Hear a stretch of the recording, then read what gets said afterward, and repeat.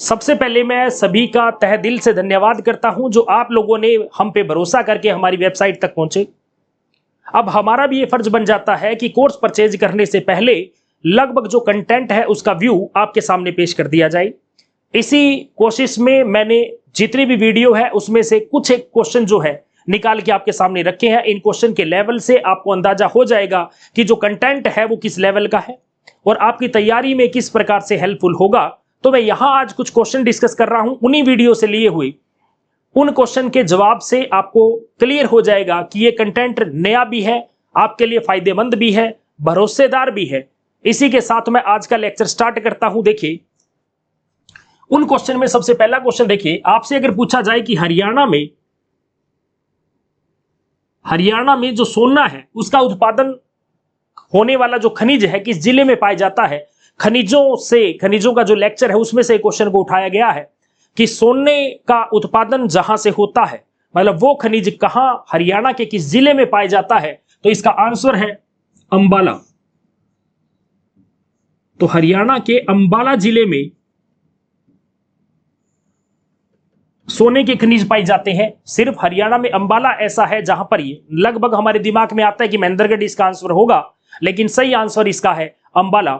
ऐसे ही अगले क्वेश्चन की बात करता हूं कि बीते वर्ष में हरियाणा के किस तापीय केंद्र को केंद्र सरकार ने ईंधन के स्वच्छ उपयोग हेतु अवार्ड से नवाजा है। ये क्वेश्चन क्योंकि आप देख सकते हैं पिछले सालों के अंदर जो कंटेंट आ रहे हैं वो रिलेट किए जा रहे हैं कहीं ना कहीं जो करंट अफेयर होती है उससे, और क्वेश्चन का जो लेवल है बढ़ाते बढ़ाते, जैसे आपने पीछे HCS का एग्जाम देखा, आपने टीचर्स का एग्जाम देखा, उसमें क्या दिया था, कहीं ना कहीं वो चीज लिंक थी करंट अफेयर से। ऐसे ही यहां एक क्वेश्चन है कि ऐसा कौन सा तापीय केंद्र है जो यहां से बिजली बनती है, ऐसा कौन सा तापीय केंद्र है जो केंद्र सरकार ने उन्हें नवाजा है एक अवार्ड से।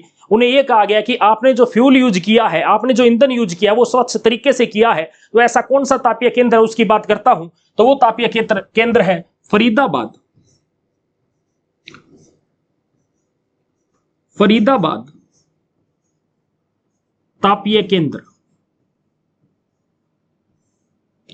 फरीदाबाद तापीय केंद्र। देखिए हमने जितने भी तापीय केंद्र हैं, जो वीडियो है उसमें जितने भी, चाहे वो मान लीजिए परमाणु तापीय केंद्र है, चाहे सौर है, चाहे परमाणु है, चाहे सौर है, चाहे तापीय है, चाहे जल विद्युत है, जितने भी हमारे केंद्र है जहां से बिजली बनती है, ऊर्जा संसाधन के नाम से हमने एक वीडियो बनाई है, उसमें आपको इसकी कंप्लीट डिटेल मिल जाएगी।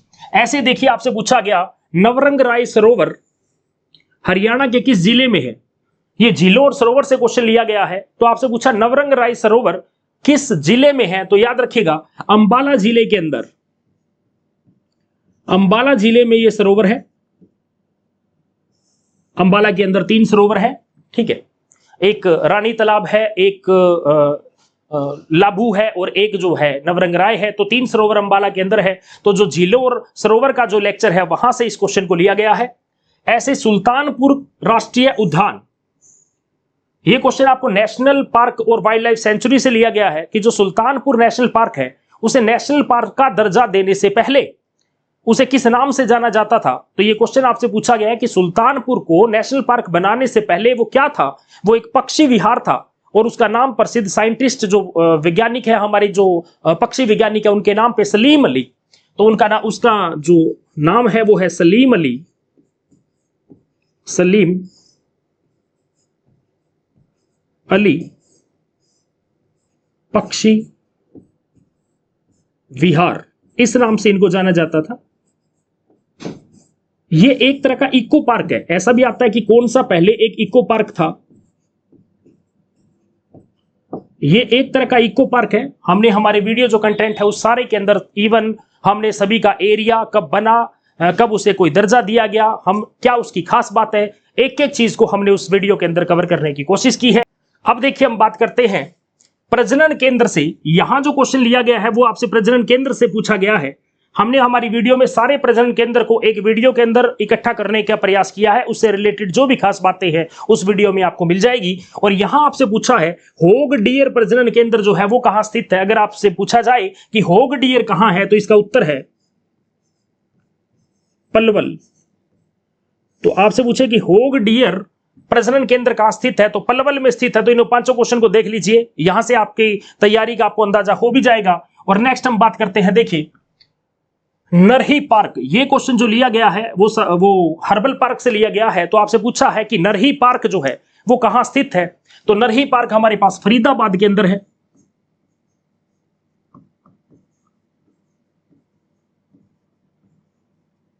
अगर हमसे पूछे नरही पार्क जो है वो कहां स्थित है, तो नरही पार्क हमारे पास फरीदाबाद के अंदर स्थित है। अब देखिए आगे पूछा, स्टेडियम से क्वेश्चन लिया गया है। देखिए एक क्वेश्चन हमारे पास किसका है, स्टेडियम का, कि होशियार सिंह स्टेडियम जो है किस जिले में स्थित है। तो ये क्वेश्चन इसलिए यहां लिया गया क्योंकि ये भी क्वेश्चन करंट से रिलेटेड है, क्योंकि हाल ही में जो हरियाणा के मुख्यमंत्री जो है खट्टर साहब, उन्होंने क्या किया है, इनका एक स्टैचू है उसका उद्घाटन किया था। इसलिए क्वेश्चन बहुत इंपॉर्टेंट हो जाता है कि आपसे पूछे कि होशियार सिंह स्टेडियम जो है वो किस जिले में स्थित है, तो इसका उत्तर आपके पास रहेगा झज्जर।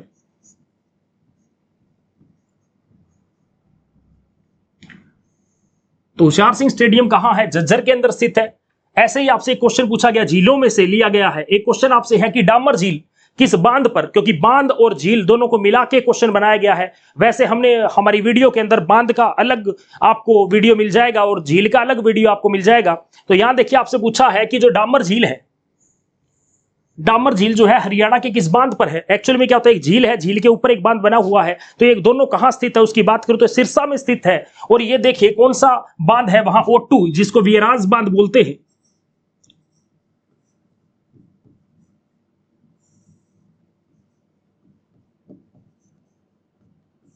और इसी बांध को O2 बांध भी कहते हैं।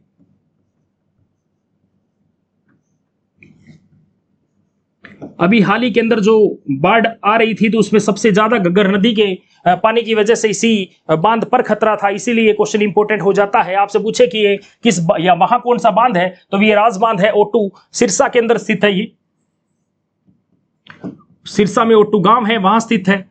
तो बाकी सारी की सारे बांध से और झील से रिलेटेड भी वीडियो आपको इस कंटेंट में आपको मिल जाएगी। और हरियाणा को अलग राज्य बनाने की मांग, ध्यान से देखिए क्वेश्चन आपसे पूछा है, हरियाणा एक अलग राज्य हो, यह मांग सबसे पहले किसने उठाई थी। सबसे पहले यह मांग किसने की कि हरियाणा जो है एक अलग राज्य होना चाहिए, तो ये दीनबंधु गुप्त ने यह मांग उठाई थी। तो इसका आंसर होगा दीन बंधु गुप्त। आपसे क्वेश्चन पूछे कि हरियाणा एक स्वतंत्र राज्य होना चाहिए। देखिए पहले जो मांग की जा रही थी, हमने पूरी वीडियो को हर एक जिले के बनने का, हरियाणा के पूरे गठन का हमने पूरा डिटेल से वीडियो आपको वहां समझाया है कि क्या प्रोसीजर रहा था। तो सभी ने पहले जो मांग की थी वो पंजाब जो था उससे हरियाणा को अलग करने की बात कही भी, पंजाब जो है वो अलग होना चाहिए। किसी ने नहीं कहा कि हरियाणा एक स्वतंत्र राज्य होना चाहिए। सब ये डिमांड कर रहे थे कि हरियाणा दिल्ली में शामिल होना चाहिए। तो ऐसे कुछ थी। तो सब उसी सीक्वेंस में आपसे क्वेश्चन यहाँ पूछा गया है। तो इससे रिलेटेड हरियाणा के गठन में आपको पूरी डिटेल जो है वो भी मिल जाएगी। अब देखिए हरियाणा में पवन ऊर्जा, अगर आपसे पूछे पवन ऊर्जा संसाधन विकसित करने के लिए किस देश की सहायता ली जा रही है, तो सहायता ली जा रही है, ये क्वेश्चन पूछे ये क्यों, क्योंकि ये फिर भी करंट से रिलेटेड है, इसलिए इसमें दो देश हैं, एक जर्मनी, दो देशों से सहायता ली जा रही है, जर्मनी और दूसरा है पोलैंड। इन दो देशों से क्या की जा रही है, सहायता ली जा रही है कि यहां पवन ऊर्जा की सहायता से क्या किया जा सके, हम बिजली बना सके। तो इसकी डेवलपमेंट के लिए दोनों देश हमारे साथ काम कर रहे हैं। तो आज के 10 क्वेश्चन जो हैं आपके सामने हैं। इससे आपको वीडियो के अंदर के कंटेंट के बारे में अंदाजा लग जाएगा कि अंदर किस तरह का कंटेंट होगा। और ऐसे ही एक वीडियो और भी आप उसको देख के और तसल्ली कर सकते हैं कि जो कोर्स आप परचेज करने वाले हैं वो बाकायदा आपके लिए एक भरोसेमंद कोर्स है और इसको परचेज करने से आपको किसी प्रकार का कोई लॉस नहीं होगा। और मेरा पूरा भरोसा है कि आपको इसके बाद जो और कंटेंट है वो आपको क्या करेंगे, बहुत ही हेल्प करेंगे। तो इसी के साथ आज के 10 क्वेश्चन से आपको आपके तैयारी के लेवल का अंदाजा हो गया होगा और उम्मीद करता हूं कि हमारे साथ आपका सफर ये लंबा तक चलेगा। धन्यवाद।